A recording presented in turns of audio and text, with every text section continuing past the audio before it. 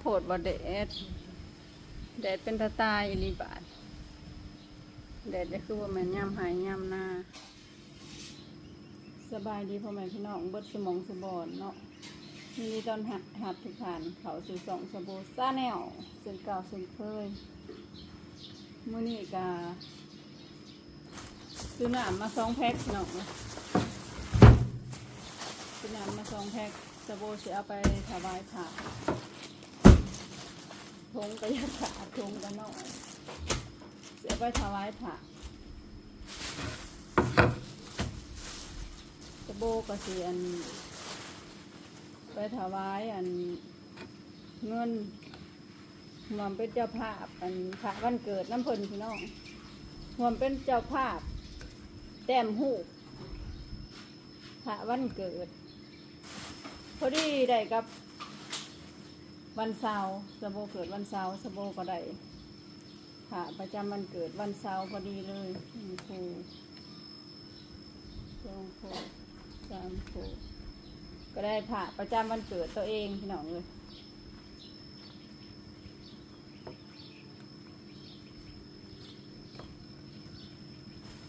รวมเป็นเจ้าภาพน้ำเพลินกา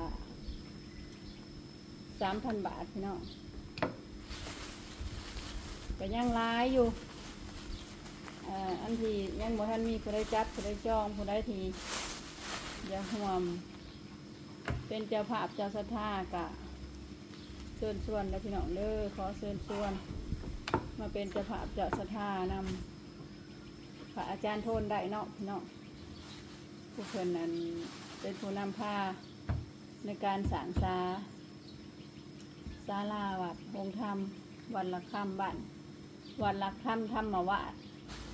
บ้านที่สว่างใต้เมืองไซภูทองแขวงสวรรณเขตพี่น้อง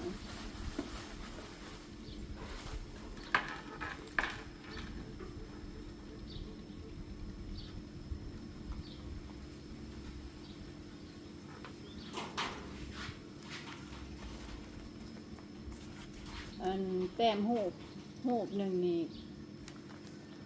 มีมูลค่าอยู่ 3,000 บาทเด้อพี่น้องเด้อหรือว่าเงินกีบกับผู้ใดอยากใส่เงินกีบก็ได้2 ล้านเนาะพี่น้องแต่สบู่สิใส่เงินบาทสาธุบุญนำกันได้พี่น้องเด้อขอให้ได้บุญได้กุศลนำกันหลายๆ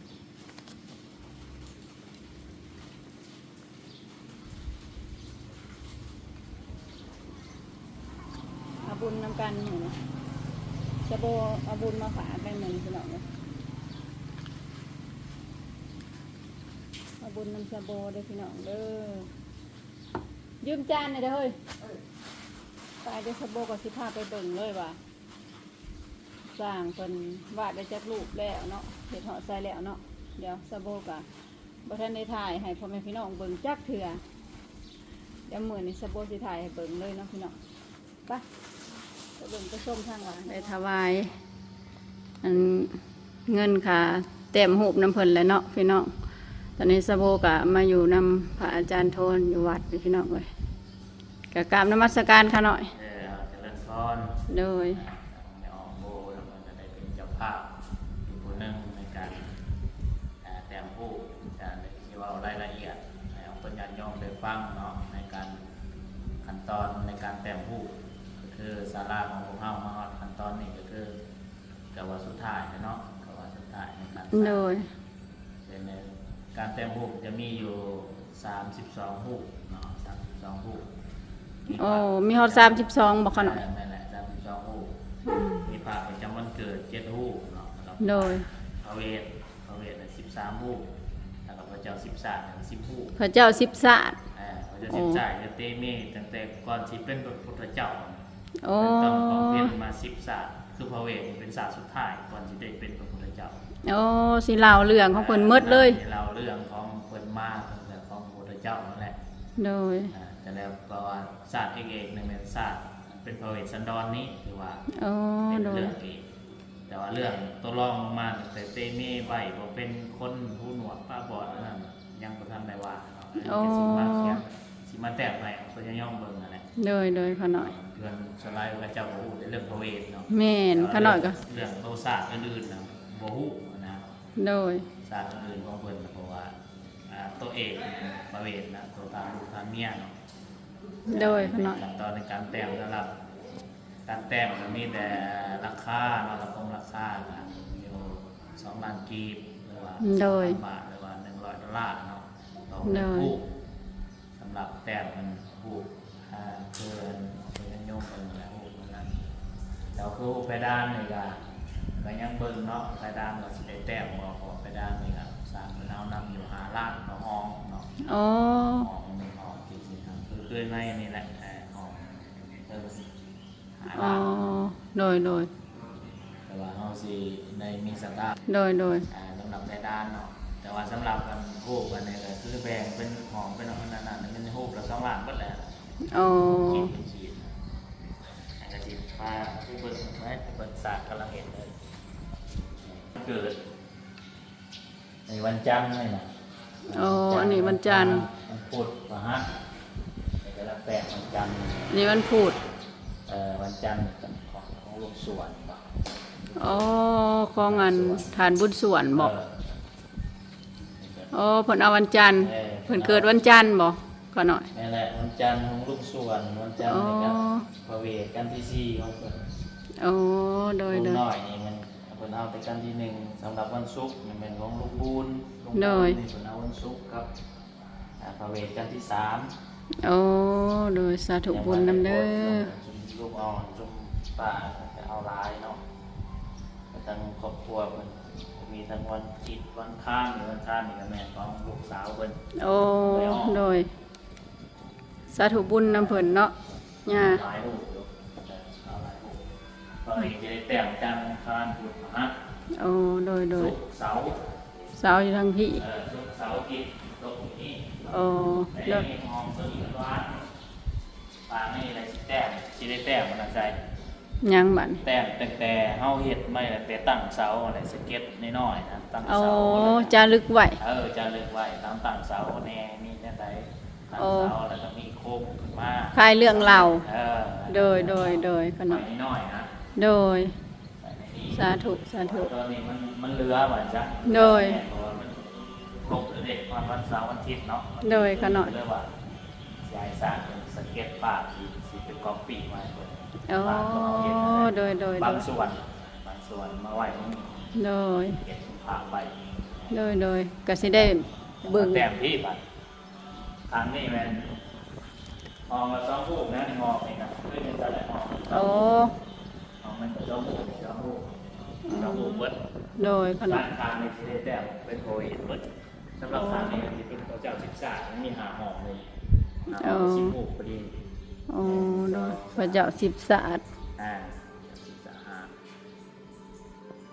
แล้วก็มันจะมีมาลายหมื่นมาลายแสนนี่พระเวทน่ะมันมีพอดีถึงอยู่15กัน15 โอ้ รูป โดย คือเฮาฟังเทศน์มันมีมาลายหมื่นมาลายแสนนะจัง โดยขนม เอามาได้ฟังมาลายหมื่นมาลายแสน โอ้ก็มีหมดเนาะครบเรื่องเราวในนี่ ครบเรื่อง โดย ครบเรื่องพระเจ้า โดย ครบมีแต่ปากมันเกิดเรื่อง โอ้โดย ครบเลยครบทุกตอนที่ว่าตอนสิได้แต้มนี่ก็คือสร้างพระเจ้าเห็นไว้เป็นหลอกสำหรับสถานนั้นจะได้แล้วส่วนหนึ่ง โดยขนม ยังอยู่ประมาณ14-15 รูปนี่แหละ โอ้ ที่ยังบ่มีศรัทธาคือพระเจ้าศึกษาก็ยังเบิด โอ้ แล้วเอาเวทน่ะก็ยังประมาณ4-5 กันนี่แหละ โดยโอ้คะแนนนี่ก็ย่าก็ต้องประกาศหาเจ้าภาพอีก นั่นประกาศจะผ่าตึง โดย ก็ยังบ้านได้มีใบติดต่อมาเพื่อ โดยข กระ น ดั ม งให้การมันก็เอาเพิ่นแล้วเพิ่นก็เคลียร์กันเพิ่นแล้ว โดย ก็ได้กับถ้าเพิ่นสร้างเพิ่นแต่งไปเนาะ โดย ก็มีเอาเพิ่นยอมติดต่อมาจ้ะก็มาจับจองได้ โดยขนมมาเป็นเจ้าภาพ ว่าจะมีสปามกันเนาะ โดย ทางยังเป็นนั่นแหละก็จะเขียนสื่อเพิ่นใส่ไว้ในสารเหตุเป็นบอลเขียนสื่อเพิ่น โอ้ ว่าเพิ่นซ่อมไว้เขียนสื่อจะพา สองทางหลุมนะบ่ขนม ทางลมขาวๆ โอ้โดย นี่ก็เกือบขั้นตอนสุดท้ายแล้วแหละแต่ว่าเอาแล้วตัวนี้เลยต้องเบิ่งปีหน้าแล้วจะได้สลองเนาะ โดยกาว่าประมาณในระหว่างเดือนยังขะหน่อย ไอ้ยังหาเบิ่งเจ้าภาพเพิ่น โอ้พร้อมเนาะ พ่อมันเลยเป็นตลกก็คือ โดย ลงมาคือเพดานนี่ตัวเพดานนี่แหละตัวแต้มตัวว่าเป็นเอามาล้านเลยนะแต้มนั่นเนี่ยเอาเรื่องนั้น ตัวเทิงน่ะหาล้าน เรื่องงอกนั่นเลย อ๋อโดย ยังเบิ่งเพราะว่าสิแต้มแบบได้สิแต้มเป็นแบบนี้บ่หรือสิแต้มเป็นแบบนี้เพราะว่าในของเฮามันก็บ่พออยู่แล้วมันมีหลายห้องเลย โดย แต่ว่าสิเฮ็ดบ่หรือว่าบ่เฮ็ดกับบ่เฮ็ดก็สิได้กันว่าบ่มีเจ้าภาพแต่ละเงินตัวเจ้าภาพคือบางส่วนจุ่มลุ่มเพิ่นก็เป็นเจ้าภาพเพดานเนี่ย2-3ห้องนี่แหละ โดย ถ้า ข ว่าน ม มันบ่มีเจ้าภาพเป็นปลูกแต้มเนี่ยสิได้เอาเงินส่วนนั้นไปใส่ปลูกแต้มก่อน โอ้ ตัวเพดานนี่สิบ่เฝ้าเฮ็ดนะ โด ว่าย สตาร์ยังบ่มีอะนะก็เบิ่งไปเพราะว่า สีเข้าใจ แล้วก็ให้มันแล้วตัวนี้ก็ยังไข่นะ โดย ปลูกดังตัวเพดานก็บ่เพราะว่าคันว่ามันบ่ได้ ตัวเพดานแบบห้องแบบนี้เบาะเลยมัน นี่ฮะเป็นนี่มัน อ๋อ สิได้แต้มมันนี่ครับมันมี แต่ละห้อง แต่ละห้องแต่ละห้อง โอ้โดย มันก็หลายห้องกว่าสิแล้วนะถ้าว่าเฮาแต้มน้อยหนึงมันก็ ห้องละหาล้านป้าดโทใส่งบหลายอยู่เนาะเขาเนาะ ไหวได้หลายแล้วก็นอนเฮ็ดเบิดนี่จังว่าก็เลยว่า ห้องหนึ่งก็เกือบหมื่น เบิ่ง หมื่นหนึ่งมันก็6 ล้านปลาย เกือบหมื่นแหละ โดย ถ้ายังไม่ได้เอาก็เอาแต่รูปตั้งแล้วก็นะทำ โดย เอาได้ไม่ได้กันเอาบางเบิ้งเจ้าภาพก่อน เผื่อมีอีกเนาะเขาเนาะ แต่ว่ามีมาถึงว่าเจ้าภาพเพิ่นมีรางมากละแต่ว่าบ่ได้เอาอะไรเบิด โดย เจ้าภาพมีกันนี่กันเดียวว่าผมมีเอากันเพิ่นจริง สาธุก็ให้มีเนาะ สร้างโรงงานแล้ว โดย เงินจำนวนหนึ่งก็ได้ถอกเป็นก่อนละ10ผู้ โอ้โดย ที่เจ้าภาพเพิ่นโอนมาก่อนแล้วก็ได้ให้เป็นก่อนละ10ผู้ โดย ถ้าว่าเพิ่นแต้ม10ผู้แล้วเพิ่นแต้มแล้ว10ผู้เพิ่นก็สิเบิกต่อแล้วเอาก็รายจ่ายแล้วเอาก็เบิกให้เพิ่นนั่น โดย โดย โดย สร้างประวัติศาสตร์มันก็มาแต่เวียงบางทีเป็นอันว่าเพิ่นมีงบเอางบเอาพอเลยเพิ่นก็สิอยู่แต้มต่อ เอา แต่ว่าบ่มีงบก็เพิ่นก็สิได้กลับเวียงก่อน เอา ถ้าว่ามีงบเพิ่นก็สิลงมาอีกนะ เส้นบ่ได้บ่สร้างกันเนาะ เส้นบ่ได้บ่เส้นขาแต้ม ข้อว่าดาวนะไอ้เส้นนะแต้มนิดหนึงนะก็บ่ได้ยังลบกับเพิ่นมันสิเอา โดย ถ้ามันบ่นั่นได้เอาบางทีก็สิเอาเงินรวมเงินหยังออกแล้วก็ผู้ใด โด มาย ตำลังก็จังเขียนชื่อใส่ก็ได้ โดยขน่อยโดย ยังมือก่อนต้องตัวจริง โดย มัน โด ได้ ย ยังไม่ได้ยังไงมันได้รูปนี่แหละรูปแต่ง โดย รูปแต่งมันเต็มแล้วก็อันว่ามันยังมีสถาอย่างเงี้ยนะ โดยขน่อยติดตามหับส้มไปเรื่อยๆเนาะพี่น้อง ตามมาส้มไปเรื่อยก็จะมีเจ้าภาพทำได้ เข้ามาเรื่อยๆบ่เนาะสิสำเร็จบ่เนาะ ได้ใส่ชื่อเพื่อนๆนี่ โดย ในกองลูกส่วนนี่คือใส่ชื่อกันแต้มนี่ก็สิแล้วที่ได้ใส่ชื่อชิ้นใหญ่ไปพุ่น อ๋อ ว่าที่ใส่ชื่อมันแล้ว ทานบุญส่วนพิญญาได้เนาะ เนี่ยคนทำวันจันทร์ อ๋อ ทานหนึ่งของเคยอ้อหัน อ๋อโดย ของลุงทางเบิ่งเป็นวันที่ไปประชุมกันวันเสาร์วันอาทิตย์นี่แหละว่าไล่ซื้อไปเยอะสิเขียนละเอียดนะ โดยทั้งสื่อทั้งนามสกุลบอกเขาเนาะ เลยว่าโอเคค่ะเขียนชื่อแล้วมาแล้วเขียนชื่อได้ละเอียด อ๋อโดยสาธุสาธุบุญนำเด้อโอ้งาม วันพุธวันพุธเป็นวันของน้องมีตั้งเวียงเลยวันพฤหัส อ๋อ อาจารย์ทองล่าเพิ่น โอ้ภาพในวัดประหารของผาอาจารย์ทองล่าโอ้สาธุโดย โดย วันศุกร์ของลุงบูน โอ้โดย คือของน้องโบ โดย วันศิษย์ของวันศิษย์ของลุงอยู่อเมริกา โอ้โดยขนม สาวคนลูกเพิ่น โดยสาธุบุญนำเด้อหมดสมองสบอนเนาะก็มาเป็นเจ้าภาพเจ้าสถานำก็เริ่มงามเลยบาท สีสันเดี๋ยวมาตื่น โดย มีลายแต้มแล้วเพิ่นเองครับแล้วเอาแต้มแล้วเพิ่น นี่ก็สิงามเนาะขนม ดอกปืนดอกไฟมันก็โอเคบ่ได้ใส่เรียบร้อยเลย โดย แล้ววันนี้กันว่าเติมเรียนกันต่อที่ได้บูรณะขึ้นที่ได้ทาสีขึ้น โดย ดังลมนอกอะไรเห็นบอกคือ เก็บรายละเอียด เก็บรายละเอียดใหม่ โดย ไป แบบเอาสลองเบิ่งปีหน้าแล้วเขาแล้วยังแหละ โดยขน่อย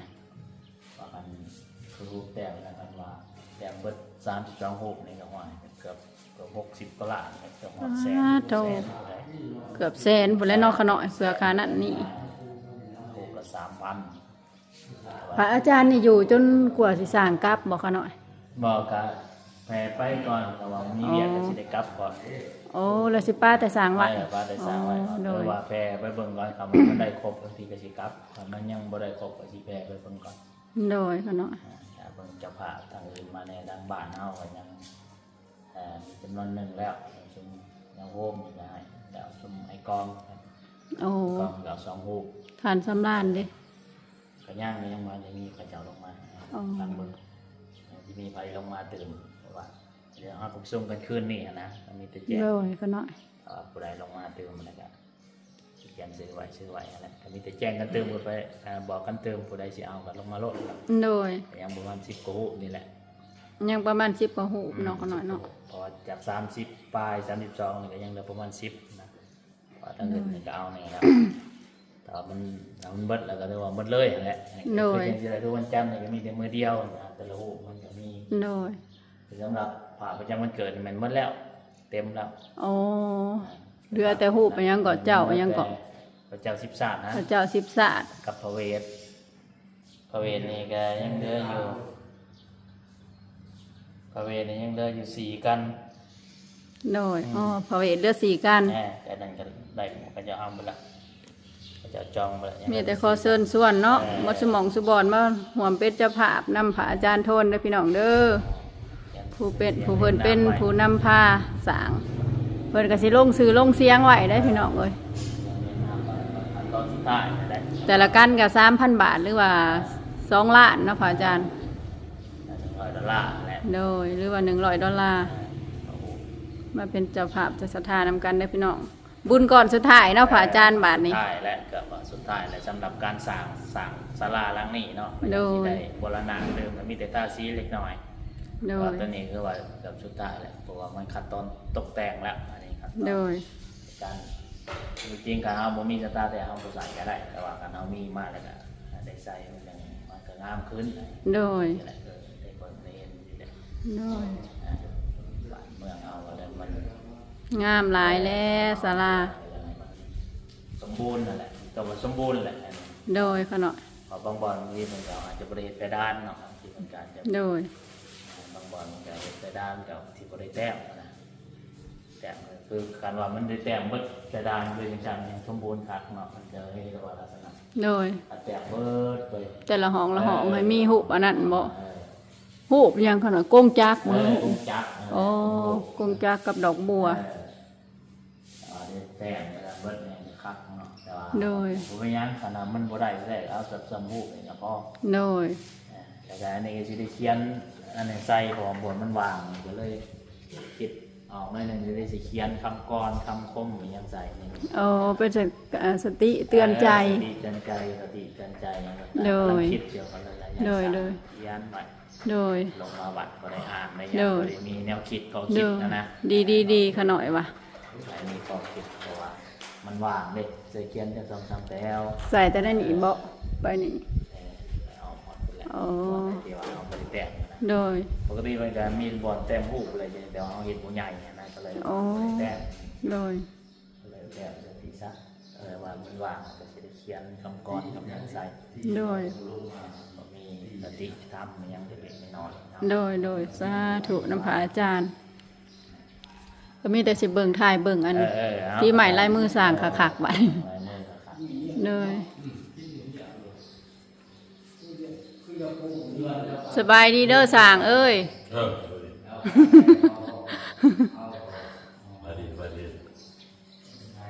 เสียงสร้างก็จะเป็นทุ่มค่ะสำว่าจะเอ็กโคเลยเป็นโคโซกคือสิคืออยู่สร้างนี่ก็ดิโอ้ยังบ่ทันได้อันแล้วคักเนาะยังบ่ทันแต้มคิ้วแต้มปากแต้มตาโอ้เพิ่นเฮ็ดงามอีหลี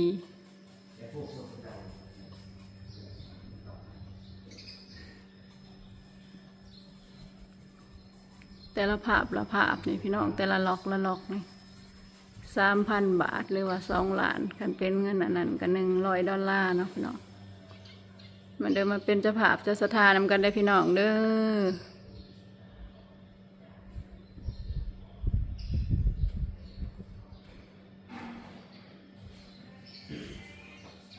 ฝีมือสร้างก็บ่ธรรมดา